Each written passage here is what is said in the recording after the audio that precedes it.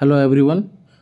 First attempt channel में आपका स्वागत है। आज हम लोग पढ़ेंगे झारखंड में विद्युत परियोजना और यह लेक्चर जेएसएससी, जेपीएससी, सीडीपीओ या फिर कोई भी अन्य एग्ज़ाम जहां भी झारखंड स्पेशल के सवाल आते हैं वहां आपको यह लेक्चर काफ़ी मदद होगा।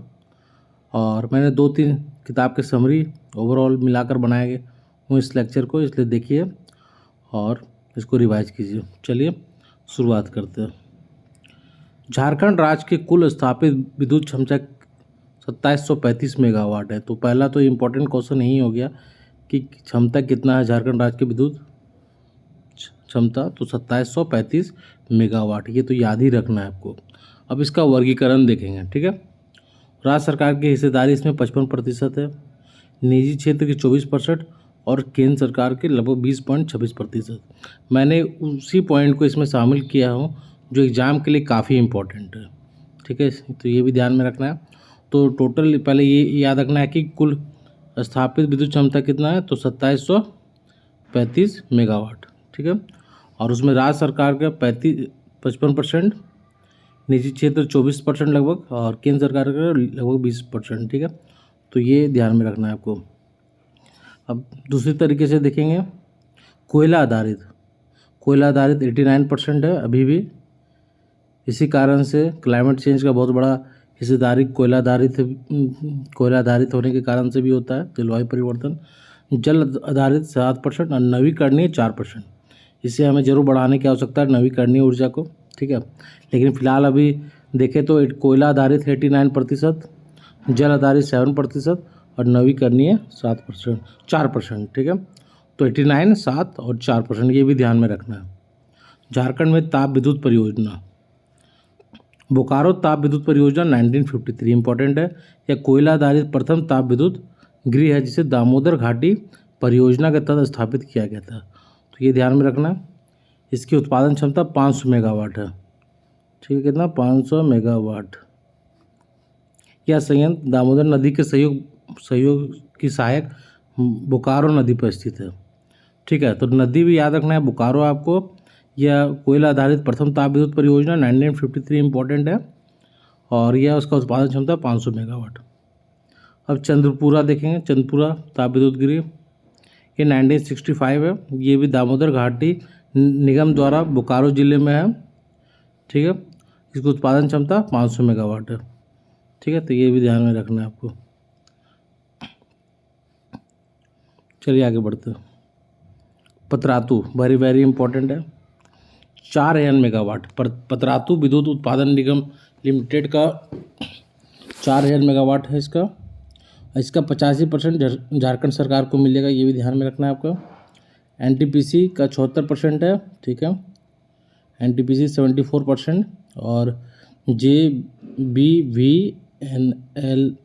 का 26% है। तो 26 इसका है और एनटीपीसी का 74% है, ठीक है। रामगढ़ में अवस्थित यह संयंत्र रूस के सहयोग से, ठीक है, चौथी पंचवर्षीय योजना 1973 में स्थापित किए गए थे। तो ये जो 4 पॉइंट है काफ़ी इंपॉर्टेंट है, इसे ध्यान में रखना पता। तो 4000 मेगावाट हो गया, 85% हो गया झारखंड सरकार को मिलेगा इससे। और एनटीपीसी का हिस्सेदारी है 74% और JBVPNL का 26%, ठीक है। रामगढ़ में अवस्थित यह संयंत्र रूस के सहयोग से चौथी पंचवर्षीय योजना के दौरान 1973 में स्थापित किया गया था, ठीक है। आप दूसरा देखते हो, तेनूघाट ताप विद्युत गृह, इसका क्षमता है 420 मेगावाट, 1987 और बोकारो जिला। ये 3 पॉइंट याद रखना है, 420 मेगावाट, 1987 और बोकारो। से ज़्यादा कुछ आपको नहीं जानना है, ये 3 पॉइंट याद है तो काफ़ी है। तेनूघाट में क्या क्या? 1987, 420 मेगावाट और बोकारो जिला। कोडरमा ताप विद्युत गृह, कोडरमा में 1000 मेगावाट, ठीक है। अब झारखंड में जल विद्युत परियोजना, तो ताप में हम लोग देख लिए, अब जल देखते हैं। तिलैया जल विद्युत केंद्र 1953, ठीक है। यह झारखंड की प्रथम जल विद्युत परियोजना। कौन? तिलैया। यह कोडरमा जिले में बराकर नदी पर स्थित है। तो ये भी 2 पॉइंट ध्यान रखना है। 1953 प्रथम जल विद्युत परियोजना झारखंड की और कोडरमा जिले में बराकर नदी पर, ठीक है। मेथेन है 1957। या इसकी स्थापना दामोदर नदी घाटी के निगम के अधीन हुई है मेथेन का। ठीक है, धनबाद जिले में बड़ाकर नदी पर है ये भी। ये गैस टरबाइन पर आधारित झारखंड की एकमात्र विद्युत परियोजना, इसलिए वेरी इंपॉर्टेंट होती है मेथेन। ये जरूर याद रखिए, गैस टरबाइन पर आधारित है। ठीक है, तो मेथेन के बारे में क्या समझे कि 1957 है और दामोदर घाटी निगम के अधीन हुई है इसकी स्थापना धनबाद जिले में बराकर नदी पर, और ये गैस टरबाइन पर। स्वर्णरेखा जल विद्युत परियोजना 1989 है, रांची जिले में स्थित है स्वर्णरेखा नदी पर। ठीक है, और विश्व बैंक की सहायता से इस परियोजना का निर्माण झारखंड, पश्चिम बंगाल और उड़ीसा सरकार द्वारा किया गया, इसलिए ये भी परियोजना आपको काफ़ी इंपॉर्टेंट हो जाता है। 3 सरकार है, झारखंड, पश्चिम बंगाल, उड़ीसा सरकार द्वारा, रांची जिले में स्वर्णरेखा नदी पर है। बस 1989, ये 3-4 पॉइंट याद रखना काफ़ी है। कोनार जल विद्युत परियोजना बोकारो जिला में कोनार नदी पर। ठीक है, इसकी उत्पादन क्षमता 40 मेगावाट है। ये हो गया आपका अय्यर जल विद्युत केंद्र। अय्यर के बारे में समझते हैं हम लोग। यह परियोजना दामोदर नदी पर है। ठीक है, ये भी दामोदर पर है। इसकी क्षमता अय्यर 45 मेगावाट।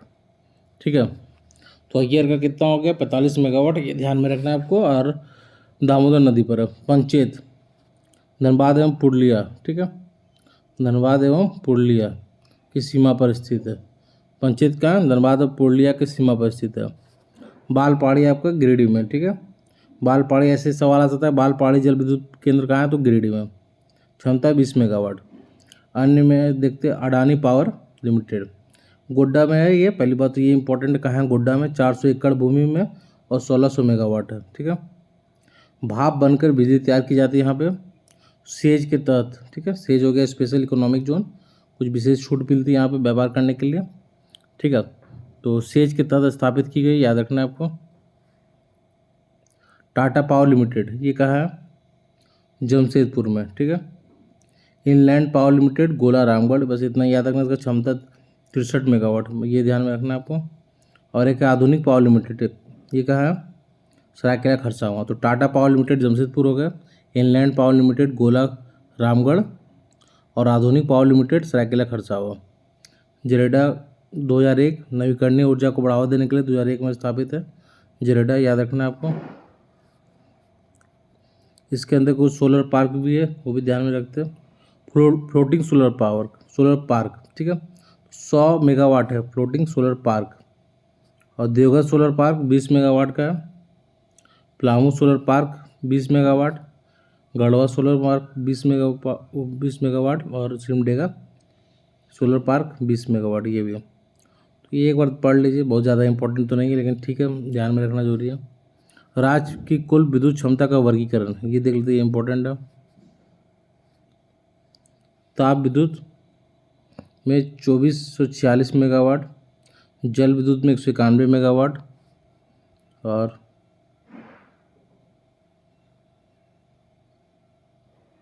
ये दो ही ध्यान में रखना है आपको, है ना, ताप का और जल का।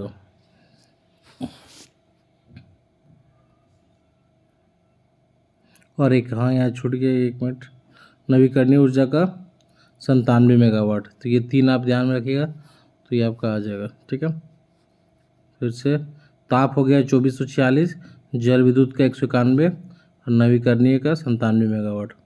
थोड़ा ऊपर नीचे हो गया। ठीक है, कुछ नोट में है। सक्षम क्या है, बिजली विभाग कार्यरत कर्मचारी में वृद्धि करने के लिए सक्षम है। ठीक है, क्षमता बढ़ाने के लिए सक्षम है।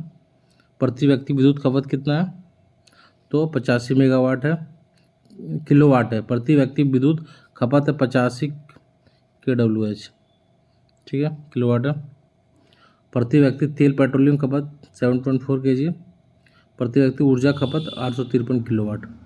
ठीक है, तो ये कुछ फैक्ट था।